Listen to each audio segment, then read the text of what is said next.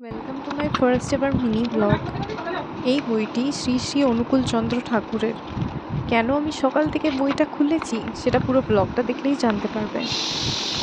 আজকে আমি লাইফের ফার্স্ট টাইম অ্যাটেন্ড করলাম মাতৃসম্মেলন। মাতৃসম্মেলন হলো শ্রী শ্রী বড় মায়ের জন্মতিথি উৎসব। শ্রী শ্রী বড় মা হলেন ঠাকুর অনুকূলচন্দ্রের স্ত্রী, যাকে আমরা সবাই ভীষণই শ্রদ্ধা করি। আমি আর আমার মা চলে গেছিলাম আমাদেরই অ্যাপার্টমেন্টে একজনের বাড়ি এই অনুষ্ঠানটিতে পার্টিসিপেট করতে। সেখানে কিছু বাচ্চাও এসেছিল। এই অনুষ্ঠানটি শুধুমাত্র মহিলারাই আয়োজন করতে পারে। তারপর আমি আর মা আমাদের পাড়ার একটা ছোট বাচ্চা কুকুর হারিয়ে গেছিল, তাকে খুঁজতে নিচে যাই। পাড়ার এপাশ ওপাশ ঘুরি। তারপর দেখা হয় ওই সম্মেলনে আসা এক আন্টির সঙ্গে।